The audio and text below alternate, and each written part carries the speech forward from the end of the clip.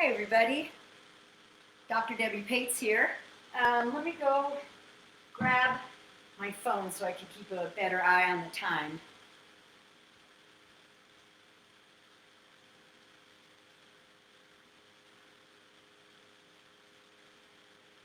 We got about a minute before I'm going to get started, so if you want to get a block, if you have one, we'll have options to use it in practice today.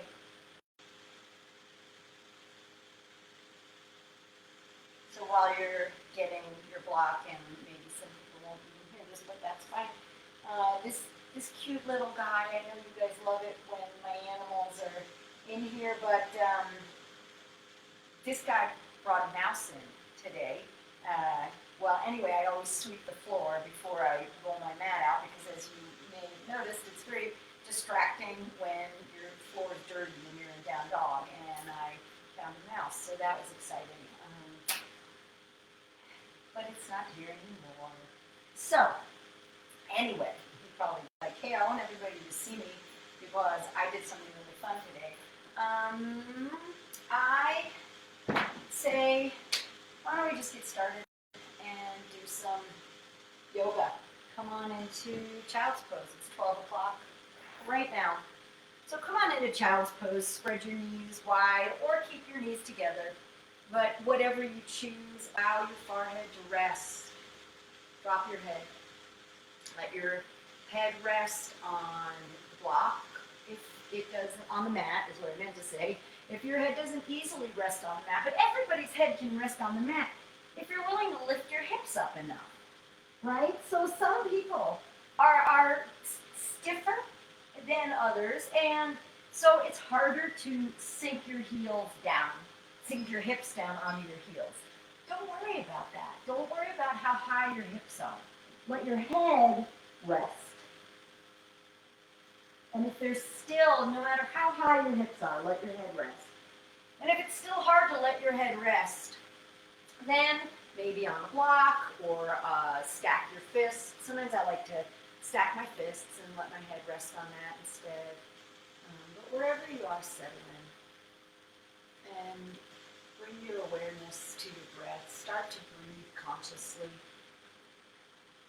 in and out through your nose. So, of course, you're always breathing. You would be dead if you weren't always breathing. But breathe consciously. Enjoy the gift of this breath. And then this breath. And then enjoy the gift of the next breath. Each breath, in and out, moment by moment. The breath always present in the present. Perhaps you can feel the coolness of the air as it comes in your nostrils. Harder to notice when you exhale because the breath is warmed to your body temperature. Maybe you notice where the breath fills your body. And noticing where the breath fills your body in this position as opposed to different positions. In this position, sometimes I can take a deep breath in and allow the breath to round my back, fill my rib cage up. And then you exhale, and maybe you can flatten a little bit more toward the floor, a little bit more. I've seen people really flat in child's pose, and then I've seen people that almost look on their hands and knees, and neither is better. It's just where your body is. Some people are more flexible or have been doing yoga longer, and so they need to go further in order to get the same benefit that somebody like me gets from a less usually fancy looking version of the pose. From child's pose, tuck your toes and lift your knees up. Come on into downward facing dog. You want to pedal out your heels, bend one knee and let your opposite heel sink down. Switch sides. We're going to do a basic practice today, nothing unfamiliar. Basic doesn't necessarily mean easy. You have the option to make this practice what you want it to be, right? So at any time, take a harder variation of a shape that we're in. At any time, you can come back to child's pose or whatever version of the posture that we're in that suits you better. Breathe here. Notice the differences in how your breath impacts you here than it did in child's pose. And now take a bunch of baby steps and walk to the top of your mat and hang in ragdoll. So feet may be hip width distance, maybe wider.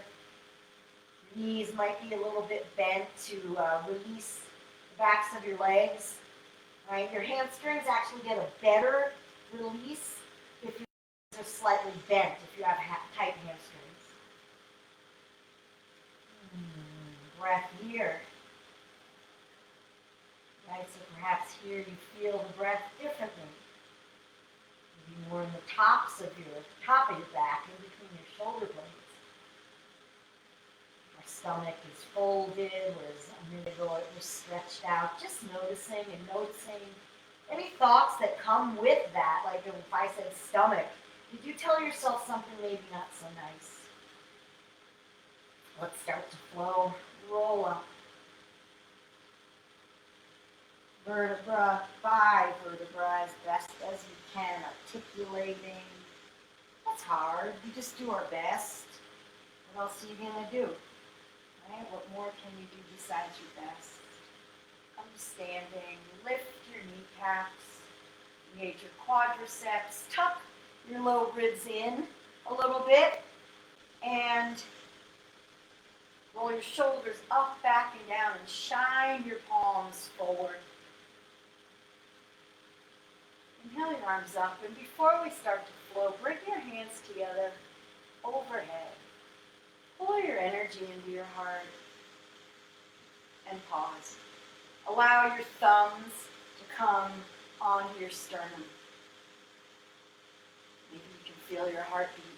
Maybe you can feel your breath in the chest now. And you want to set an intention for yourself for this practice, and if you don't want to do that, then don't.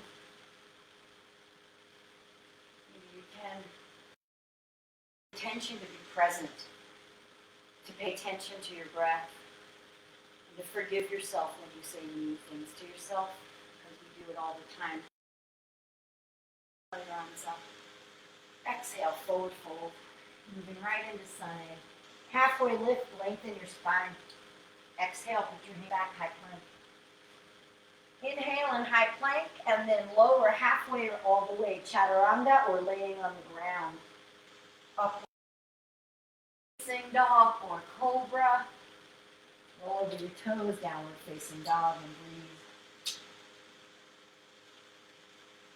breathe. Bend your knees, push into your hands and send your hips a little bit higher. And then let your heels drop. You can be face, step, hop. Walk to the top of your mat, halfway lift, lengthen your spine.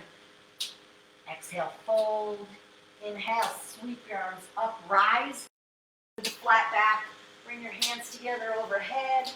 Pull your energy into your heart. Lift your arms up. Forward fold. Ardha Uttanasana, half lift. Hands down, high plank to low. Make your way to downward facing dog. One more time, looking between your hands. Step to the top of your space, halfway lift, inhale. Exhale, forward fold. Rise with an in-breath. Hands together, and then exhale, hands into your heart. Ride your in-breath, arms up. Ride your out-breath as you fold. Inhale, open, lengthen, engage. Exhale, Hands down, high plank. Make your way to downward facing dog.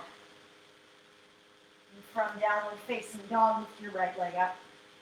Bend your knee, open up your hip. You can make circles. If you feel, that you've got it right now, you can flip your dog. You can put that right foot down on the floor, your right foot, and lift your hips. We're not going to be here that long. Get it while you can. Let your right arm come back behind you if you took that option. And then if you took that option, come on back, three-legged dog. And bring your right foot through, spin your back foot flat, rise up, warrior one. So in warrior one, you might want to move your left foot out a little bit so that you can get the outer edge of your foot on the ground and push your left hip forward. So you push into that bottom foot to get your hip forward, and then you pull your right hip back a little bit.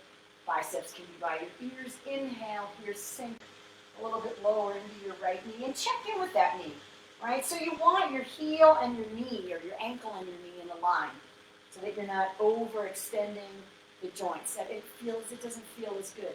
Inhale here, warrior one, and then take it down. Step back to a high plank, make your way to down dog. So you can, every single time, go through the vinyasa. You can skip it, lift your left leg when you get to down dog, bend your knee, open your hip, make circles, or if you're up for it today, flip your dog. This time, your left arm is kind of finding some freedom here and back. Right foot can be on the pinky edge, or you can put your right foot flat, whichever feels better to your body. And then come on back, three-legged dog, and bring your left leg through, spin your right foot flat. Decide if you want to adjust your feet here. Rise. Warrior one. Breathe. Be here for a few breaths. Notice if you're poking out your rib cage. Notice sink into your knee a little bit more, and then make any adjustments you need to. Check out the pinky edge of your right foot. Is it on the floor? Can you lift so that the arch of your foot has more space? Inhale, take it down, make your way to downward facing dog. Chaturanga, up dog, downward facing dog. Look in between your hands and step, jump, hop to the top of your space, half lift, forward fold, bend your knees, chair. Tuck pelvis without trying to flatten your back. That's not what we're looking for.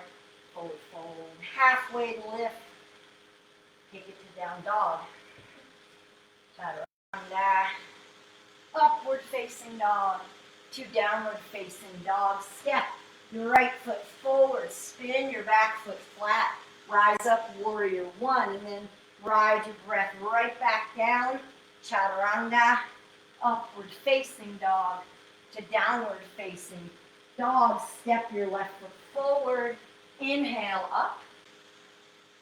Exhale down. And if you can, continue the exhale all the way through your chaturanga. Up dog is an inhale. Down dog is an exhale. Breathe in. Breathe out. Look in between your hands. Step, hop, jump. Halfway lift, fold, bend your knees, chair, stand up, bring your hands together, and bring your hands to your heart. Lift your arms up.